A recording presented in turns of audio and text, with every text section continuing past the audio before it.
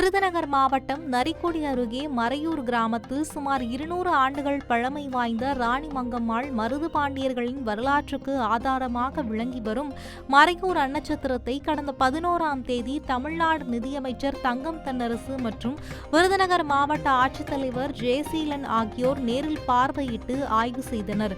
அப்போது நரிக்கொடியில் சத்திரம் முழுவதும் சிற்பங்கள் மற்றும் கல்வெட்டுக்கள் அதிக அளவில் புதைந்து கிடப்பதாக தொல்லியல் துறை ஆய்வாளர்கள் பொதுமக்கள் நிதியமைச்சர் கவனத்திற்கு கொண்டு சென்றனர். இதனையடுத்து நரிக்கொடி சத்திரத்தை ஆய்வு செய்ய தொல்லியல் துறை அமைச்சர் தங்கம் தென்னரசு உத்தரவிட்டார். இதனை ஏற்று தொல்லியல் துறை ஆய்வாளர்கள் நரிக்கொடி சத்திரத்தில் ஆய்வு செய்தனர். அப்போது புதைந்து கிடந்த ஏராளமான கல்வெட்டுக்கள் கண்டெடுக்கப்பட்டுள்ளது.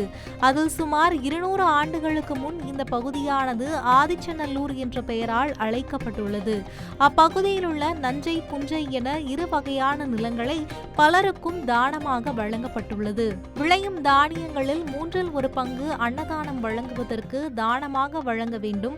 நிலங்களை உரிமை கொண்டாடவோ அபகரிக்கவோ கொடையளிப்பதை தடுக்கவோ நினைப்பவர்கள் காராம் பசுவை கொன்ற பழிச்சொல்லுக்கு ஆளாவர் என கல்வெட்டுகளில் எழுதப்பட்டிருந்தன.